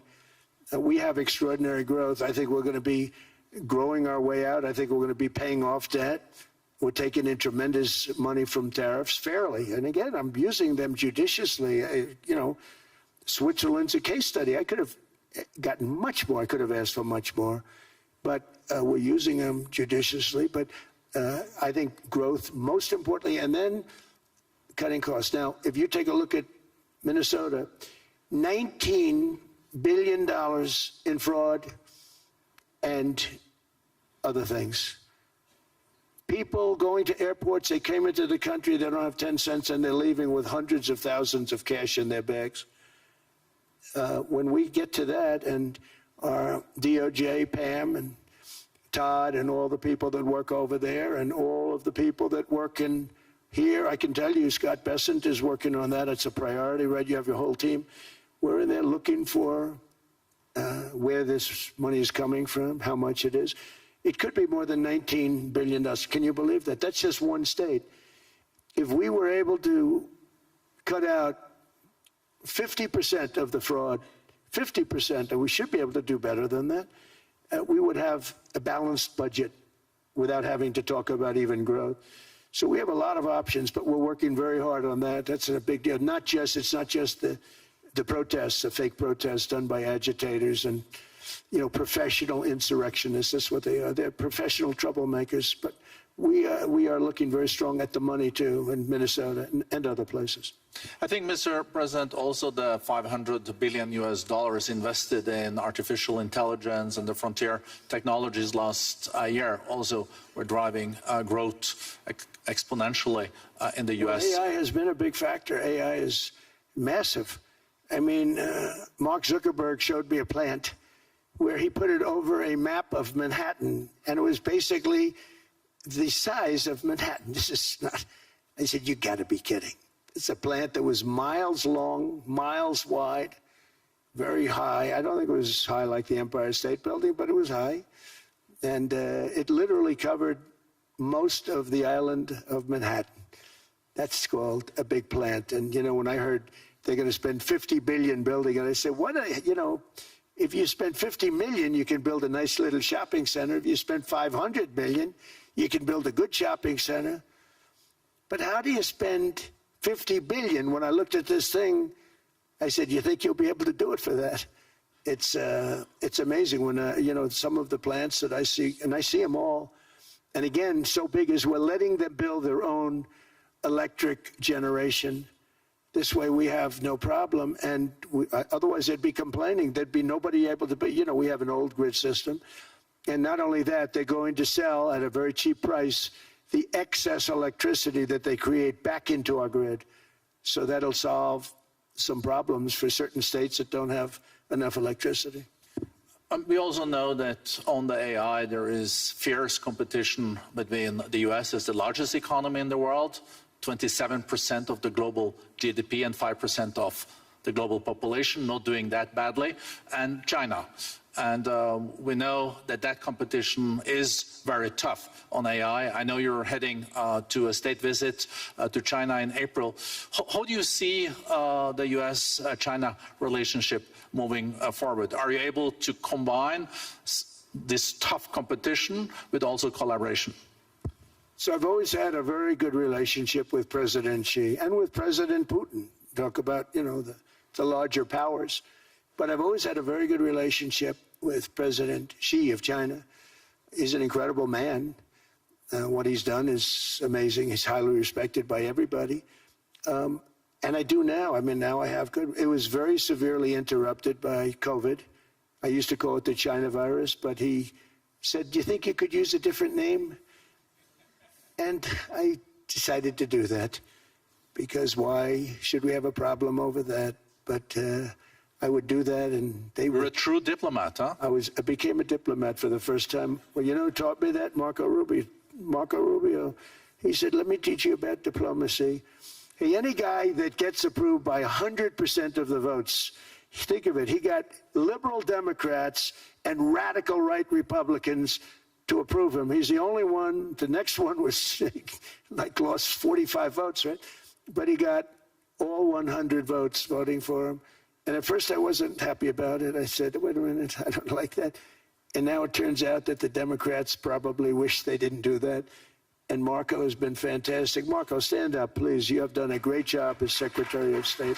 He's going to go down as the best Secretary of State. And Scott, and we have Susie, who's the first female Chief of Staff, and she's the best Chief of Staff, too. And I see Howard Lutnick, who I know spoke, and Howard's fantastic. Some of the deals we're doing are great. And I want to pay particular attention because we have Chris. And Chris, you got up and spoke, I think. He's the #1 oil man in the world because I was going to put Doug Burgum, who's fantastic. I don't know if Doug's here. Is Doug here? Doug Burgum is fantastic. He said, sir, there's one man better than me. And he introduced me to Chris. And he turns out to be. So we're drilling more oil and gas now than we ever have by almost double. Is that right, Chris? And on top of it, we get a lot coming out of Venezuela. So anyway, so we're doing great. The country is just doing great. We have great people. Thank you. And I see other people. We have Steve Witkoff. We have Jared. I got so many people. I'm in trouble because when I go back, they're going to be people with long faces. Sir, you didn't introduce me. I got so many people. And we have a lot of the greatest people anywhere in the world. I know them all. So I won't continue because we'd be here all day. Thank you, Mr. President. We also know that you're a deal maker, and then maybe coming back to Greenland and Ukraine. What kind of deal in the end do you see between the U.S. And Denmark? Because, you know, I guess you see it now as a negotiation going on, or? Well, it's costing Denmark hundreds of millions a year to run it. And Denmark's a small country and wonderful people.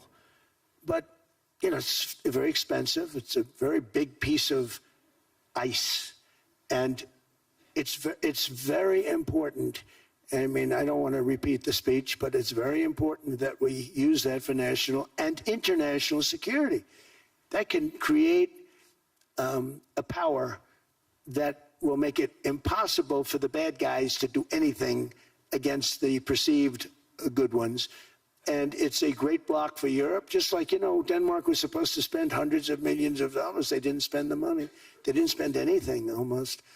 And we'll see what happens. I just say this.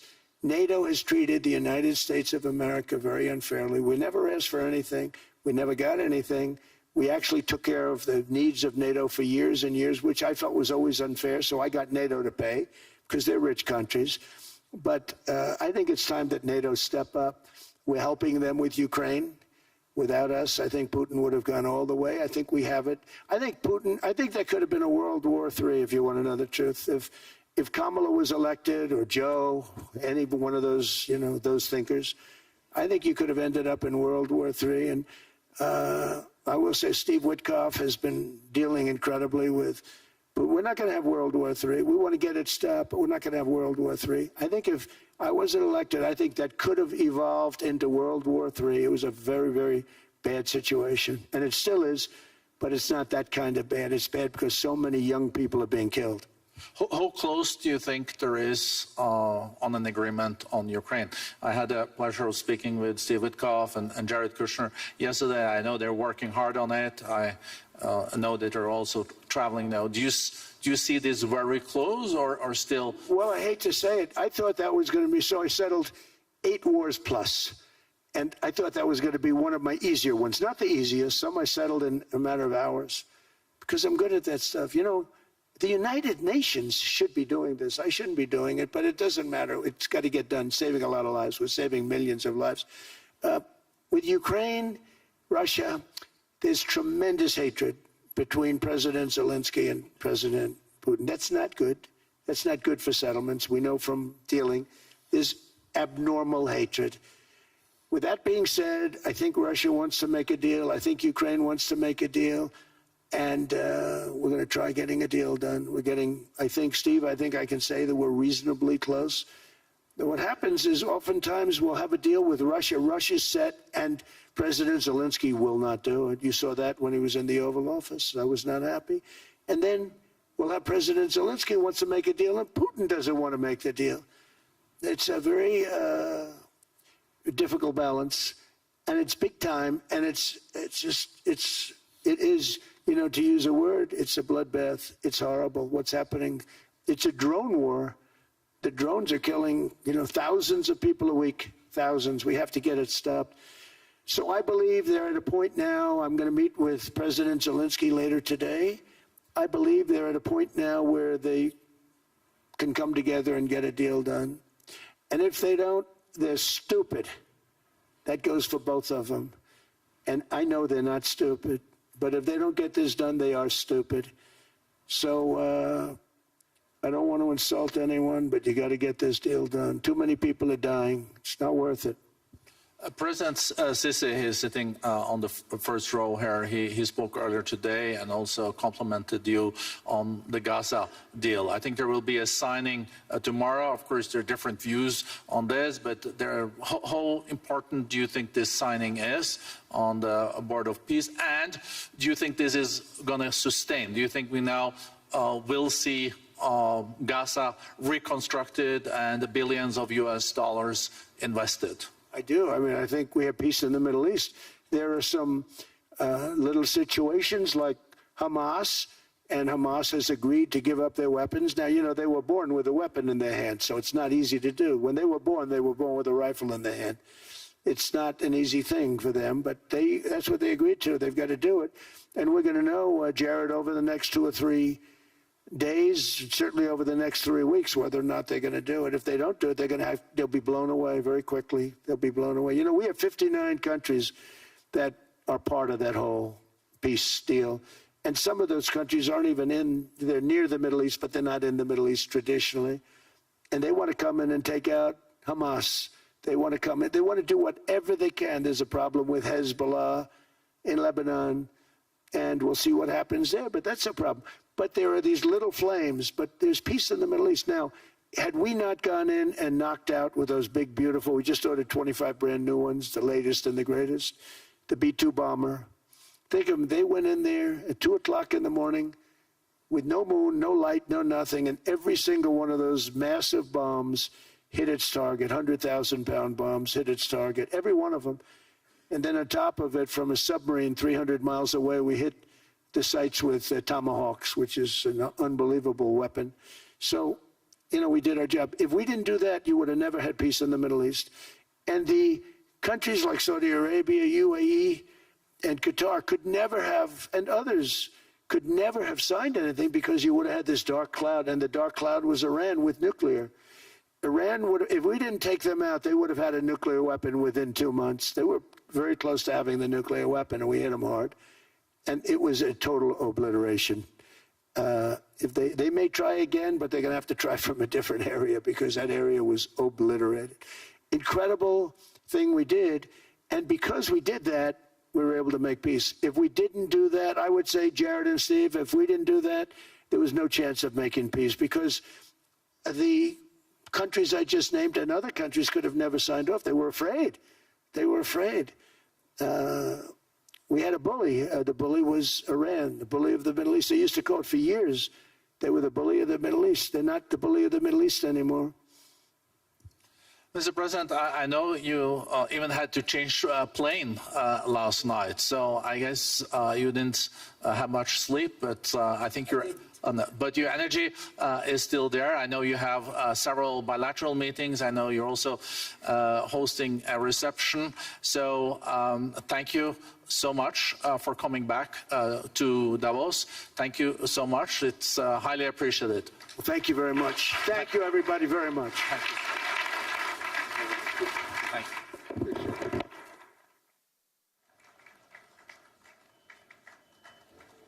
Sir, would you consider a unilateral takeover? U.S. say you won't use force, but how the other means? You say no.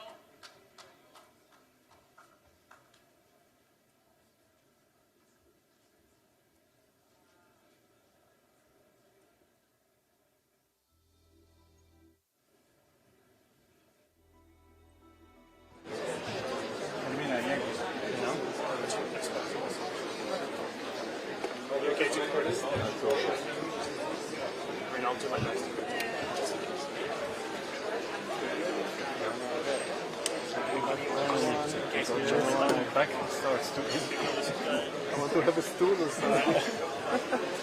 So, now we go. Is there a way I want to focus a few? I don't want to be on the table. Okay, perfect. You need to say no. But if I can run here, I'll come around this way. I don't want to tread on your toe. Take one step back. Yeah, you can. Take one step back. I won't send you away. That's a deal.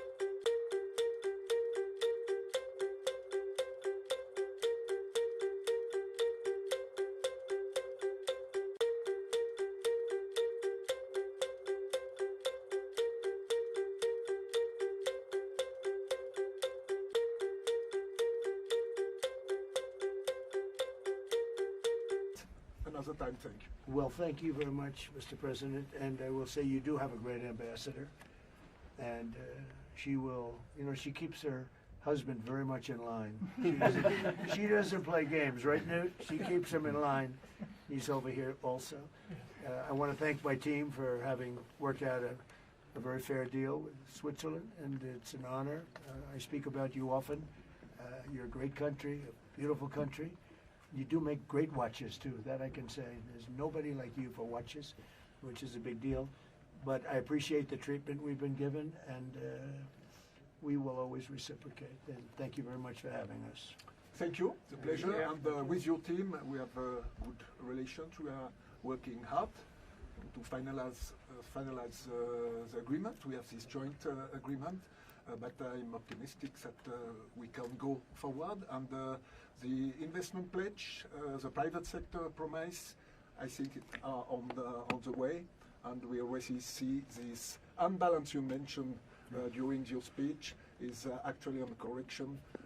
It's actually, we have the last statistic, a surplus $8.8 US dollars in the favor of US. But at the end, what it's important for me and for the two countries, it's a win-win perspective. And I think my team and your team are working hard to find something very, very well. Very good. Is there really a surplus? Because that's a very unusual thing with Switzerland. I think in the last couple of months it started to reverse the other way. Wow, that's unusual. And when they bring that's never happened before. And when I'm they very bring the proud of factory. that. I'm very proud of that. Right, when they bring their pharmaceuticals to America, then that'll settle it. Yep. Yes, that's a very big thing. We're That's the bringing big all pharmaceuticals are coming into America, so it's really a big thing. Press, do you have any questions, please? Sir, are you going to meet Zelensky today or tomorrow? Tomorrow. I believe it's tomorrow. Yep. It's tomorrow. We just want to clarify that. Yeah. Thank you, sir. Okay. Switzerland's a great place, and we appreciate being here. Thank you all very much. Thank you, press. Thank you, press. Thank you, press. Let's go. Thank you, press. Let's go. Thank you. Thank you. Thank you, press. Let's move. Thank you. Thank you, press. Thank you, press. Let's go. Keep going. Thank you, press. Please hurry. Thank you, press.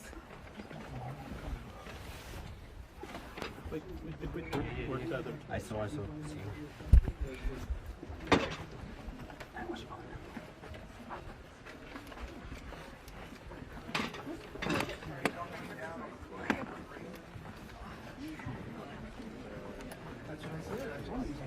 Yeah.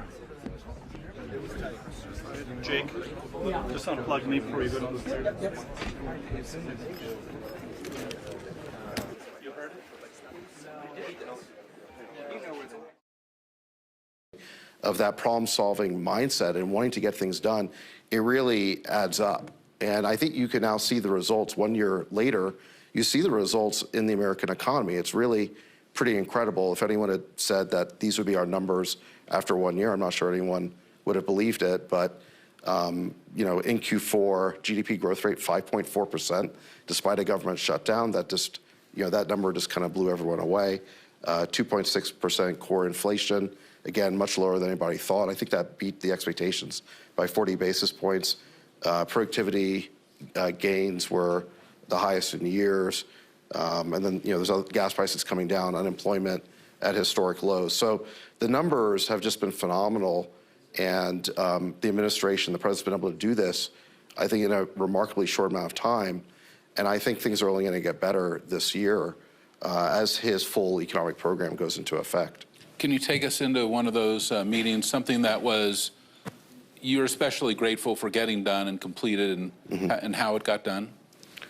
Well, I mean, one issue that I think is very important on AI is, and I think one of the great threats to innovation in the United States right now is that we have 50 different states running in 50 different directions wanting to regulate AI themselves. We have 1,200 bills going through state legislatures right now. It's a little bit of a knee-jerk reaction, I would say. Some of those regulations may be warranted, but it's entirely too many. And the fact that you've got 50 different states means that you're going to create a patchwork of regulations. The big tech companies are going to figure out how to comply with that, but it's a tremendous burden for small tech, for startups, for entrepreneurs. One of the great advantages that the United States has had is this huge seamless national market. Historically, you've only really had to, in most industries, certainly in the internet business, you only had to worry about complying with a single rule book. Now we're in danger of having 50. And I think the president has been very clear that he would like to see us have a single federal framework for AI regulation. And he's really pushed for this. He spoke to it in his speech on AI in July of last year. And, you know, in my last few meetings with him, he's really made this an issue. And some of those meetings are ones where he'll say, get, you know, so-and-so, a senator on the phone, and, you know, we'll work out their issues right then and there. And so, you know, that's just one example. But he really is the difference maker there. When you think about regulation, you're in Europe, or right now we're in Switzerland. Well, we've seen a lot of tech regulation in Europe. Some of it has been good, some of it has been not so good, but we haven't seen really this kind of acceleration of a tech economy in Europe. Do you think it's because of the regulatory environment? I think that's a big part of it. I mean, the U.S. has other advantages as well. We have this history, I think, culturally of accepting failure and risk-taking, and it's, you know, if someone fails, it's okay. You just dust yourself off, and then, in fact, investors will back you again. There's this tremendous culture of risk-taking, and there's a huge venture capital ecosystem to support that. So I think that's very important. But in addition to that, I do think the regulatory environment makes a big difference. And, you know, you look at something like AI, we're just starting to regulate this now. As I understand it, the European AI Act was actually passed before the launch of ChatGPT. So that was in anticipation of something that hadn't happened yet. Well, if the thing hasn't happened yet, you're really regulating based on hypotheticals and fears. And I think a better approach would be to study the issue, see how it's actually being used, see what risks or dangers actually materialize, and then respond to those things. So I do think that our lighter touch is important, and I think there's a difference a little bit in mentality. I don't want to beat too much up on our European host because I am very grateful to be here. But you know, in his AI policy speech last July, the president said that, you know, we had to win the AI race, that we were in a race. It's a globally competitive race. The U.S. has to win it, just like we declared that, just like John F. Kennedy declared that we were in a space race, and we had to win that. President Trump declared we had to win the AI race, and he then defined several pillars of our strategy. The first one was being pro-innovation. And what he said, though, is that it's not up to the government to do the innovation. It's up to great entrepreneurs. It's our innovators, companies, and you're one of our great entrepreneurs, Mark. Thank you. And but it's people like you who push the ball forward, and we have to be in a support role in the government and create the ideal conditions for people like you to do that. Now, look, there's got to be some guardrails and some rules of the road, but fundamentally, we understand that innovation comes from the private sector. Now, when I hear European regulators talk about AI, there's a little bit of a main character syndrome, where when I've heard some European leaders talk about AI leadership, they're talking about setting the AI regulations and somehow the rest of the world's going to copy that. And that's not the way that we think of leadership, right? We think of leadership as being first and foremost driven by the private sector. So it is a little bit of a difference in mindset there. I hope I'm not over stereotyping anyone, but that's just my general perception. One of the areas where we kind of partnered, competed, had fun was in the area of social media, but we did enterprise social media. Right. You had an incredible company, Yammer, which you sold to Microsoft, but you really became an expert in social media. And I think when both of us were in social media and we had Chatter at Salesforce, you know, we had a lot of conversations about social media, but on the consumer side. It was kind of a very unregulated environment. We saw a lot of, you know, I would say it's sometimes bad behavior, but there was kind of some unfortunate things that happened in social media over the last, call it, 15 years. You know, we've gone through it in detail. You know, do you think that we learned some things about that over the last 15 years from the social media side that we'll be applying to AI? Well, I think there's definitely some concerns that people have about the influence of social media on children, that sort of things. We've heard that concern about AI I'd say it's very salient. People are worried about what impact will this have. And that's something we're definitely looking at. And I think child safety has to be part of a larger regulatory framework. At the same time, and there's been a number of horror stories there about examples of self-harm that AI might have contributed to. I would say that at the same time that we recognize that's an issue, we do also have to consider that 1 billion people are successfully using AI every day, including lots of high schoolers doing their homework and that sort of thing without a problem.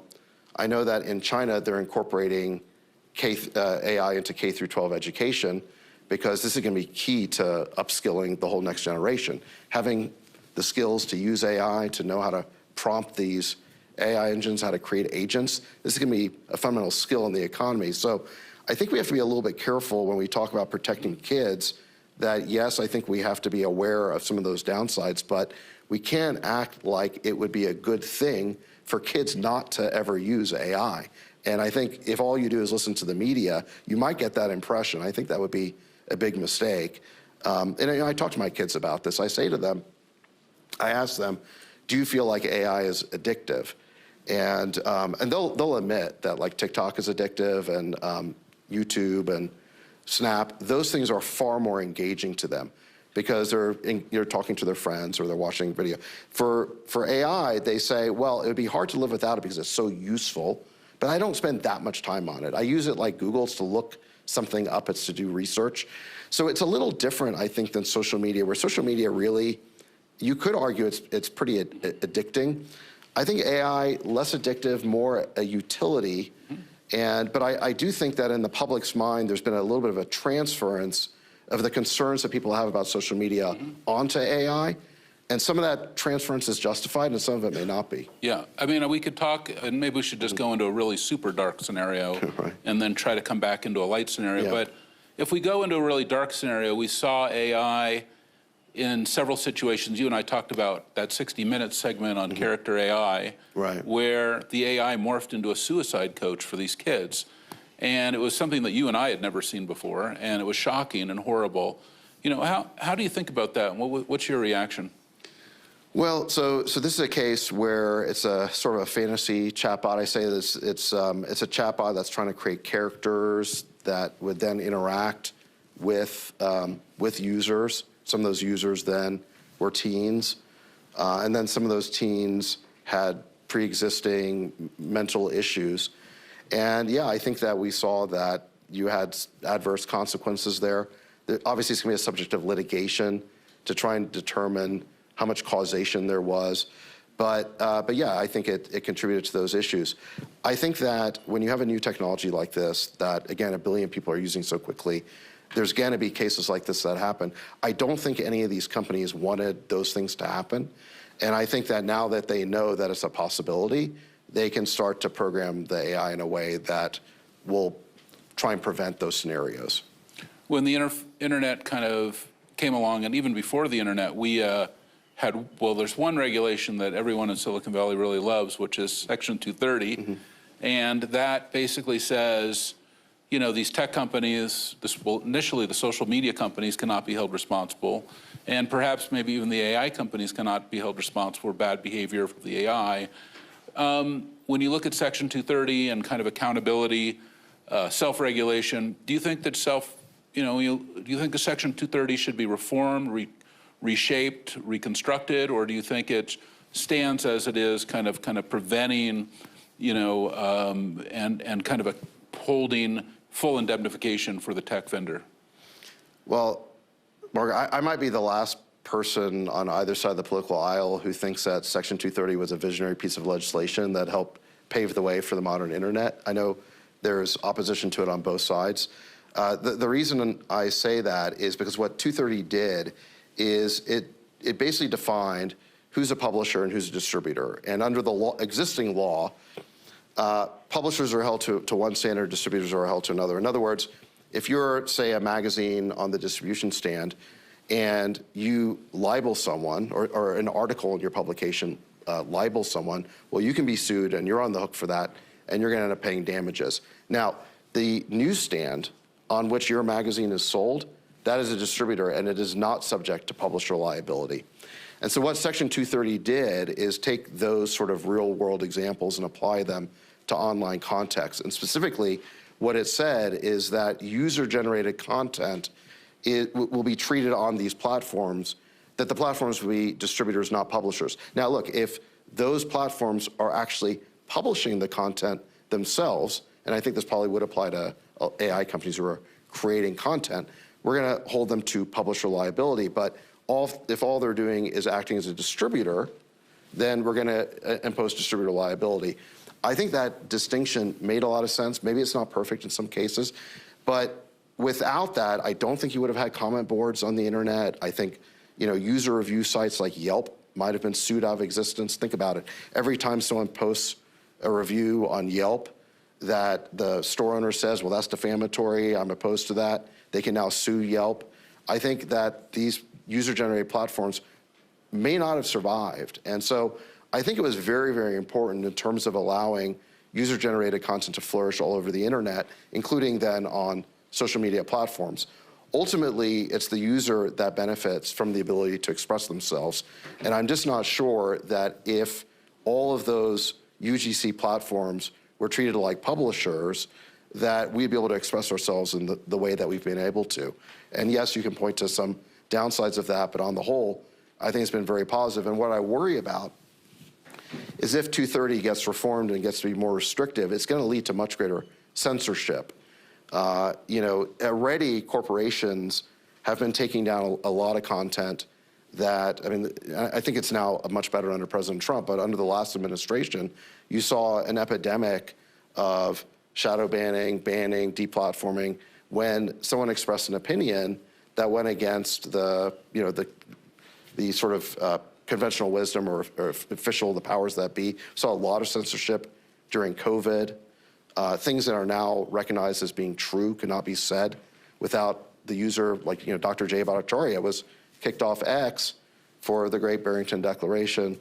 So you look back on those things and say, gee, that was a really dangerous period where people were censored too much. We've now moved out of it, but what I worry about is you take away Section 230 protection, and now because of simple corporate risk aversion, these sites are really going to clamp down, and people aren't going to be able to express themselves in the same way.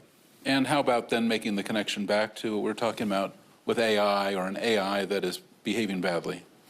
Well, I'm not sure that Section 230 does apply to AI companies because, look, this is getting into novel areas of law. Who knows how it's going to, be determined? Probably I'd want to consult some lawyers about this, but if you're getting me to react on the fly to this, 230 has always been applied to user-generated content on platforms. In the case of AI, it's the AI company that's publishing the content. So I think the liability might be a little different, but we'll see how it plays out. When you look at the opportunity now with China and AI, we've seen China really evolve a lot in the last year. We're seeing DeepSeek 4 now about to emerge.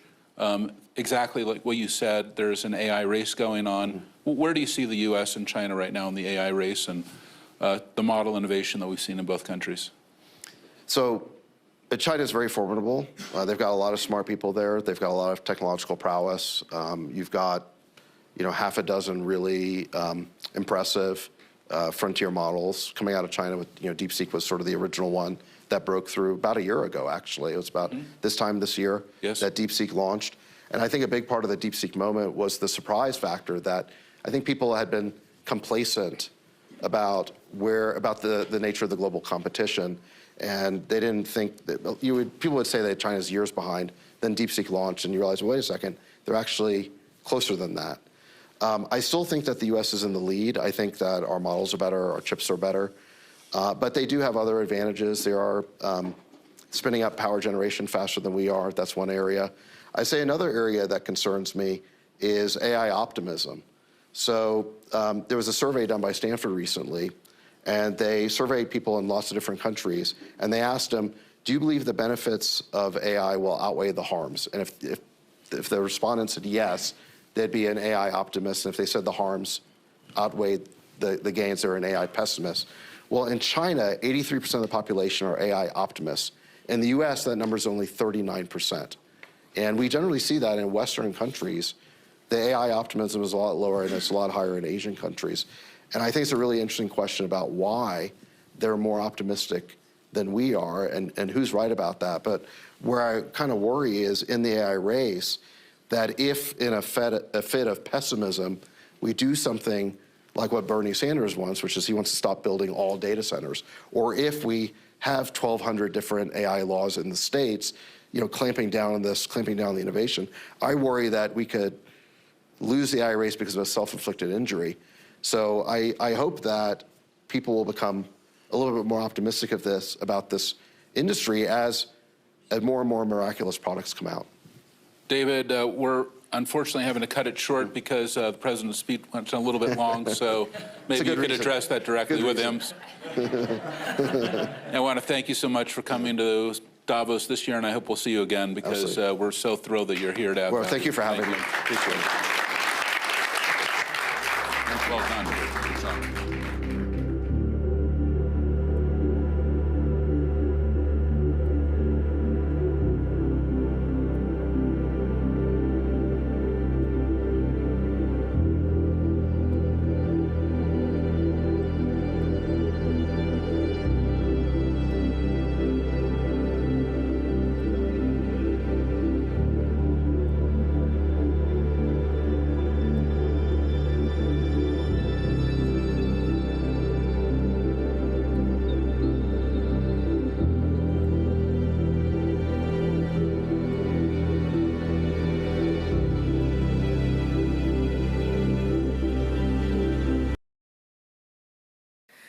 At a time of accelerated complexity, fragmentation, and exponential innovation, the World Economic Forum's annual meeting serves as an impartial platform for exchanging views and ideas and for engaging a wide range of voices to challenge established views and broaden perspectives.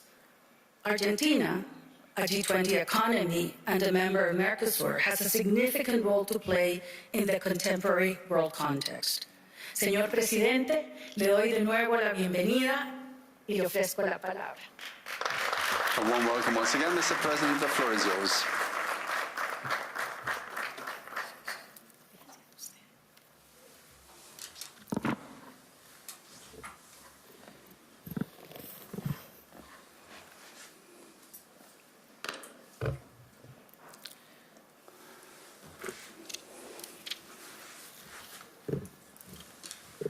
Buenas tardes a todos. Good afternoon, everyone. Estoy aquí frente a ustedes I stand here before you to state categorically that Machiavelli is dead.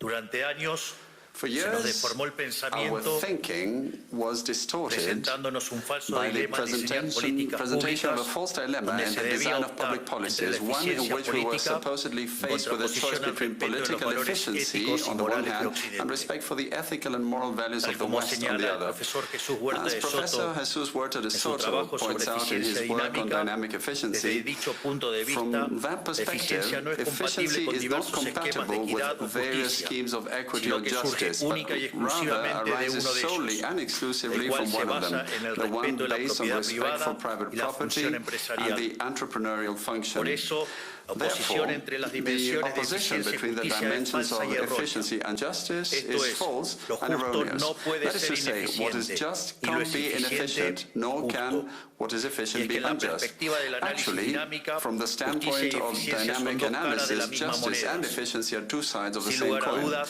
Without quien a doubt, anticipó esta situación con mayor figure claridad who fue Murray previewed this Rothbard most clearly was al Murray plantear la Rothbard conexión que when he existe entre la articulated the concepción connection dinámica de between la the eficiencia dynamic económica conception of y el economic ámbito de la efficiency ética. and the realm of Rothbard ethics. consideraba Rothbard imprescindible considered establecer it previamente essential el to marco establish in ético advance adecuado an que adequate impulse la ethical eficiencia framework dinámica, to foster dado el dynamic efficiency, desconocimiento que tenemos given respecto a our los lack of fines, knowledge medios regarding the y funciones ends, de means, utilidad que and existen en la utility realidad. functions that exist in reality. Así, para Rothbard,